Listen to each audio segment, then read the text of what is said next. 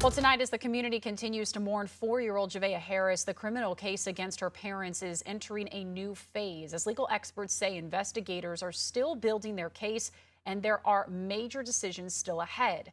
And in just under an hour from now, the Winsboro community will be gathering to remember little Javeayah Harris. Just a little while ago, News 19 spoke with a criminal defense attorney and a USC criminology professor about what comes next in this investigation and the prosecution of Javeayah's death. Kiki Gushu has those details. With both of Javeayah Harris's parents now charged, one of the biggest questions is whether Aiken County prosecutors could seek the death penalty. Criminal defense attorney Dane Phillips says under South Carolina law, this case could qualify. So you have the death of a child under 11 and then the allegation of dismemberment.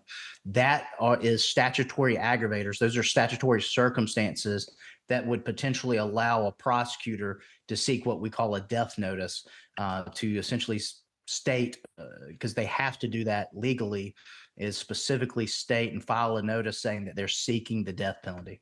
But Phillips says whether that happens is a separate decision. He says capital cases require years of preparation, cost the state significantly more money, and demand far more resources than a standard murder prosecution.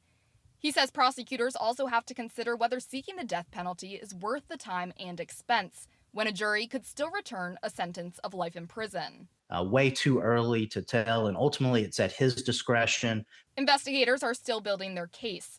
University of South Carolina criminology professor Scott Mortgus says that starts with building a timeline of everything that happened. The timeline is the backbone of the investigation, right? It, it explains to investigators essentially everything that happened. So, like, they're trying to determine when was the child last known to be safe, when was the child first known to be missing or injured, who had contact during that window. Like, the timeline is just really important to understand really the boundary of what the evidence they're looking for is. He says detectives are likely reviewing surveillance video, digital records, forensic evidence, and witness statements. And even though arrests have been made, Mortgus says the investigation is far from complete. Probable cause is not the same level as guilt beyond a reasonable doubt. And so typically, in the vast majority of cases, you still see investigations occurring after the arrest to kind of shore up to that level of evidence. And because investigators have recovered only partial human remains, he says prosecutors face another challenge. But if you don't have a body to point to say that this death actually occurred, along with whatever forensic evidence you get from it, it just becomes extremely difficult. Is it impossible? No. But it's really, really hard and is a big hurdle to get over in cases like these.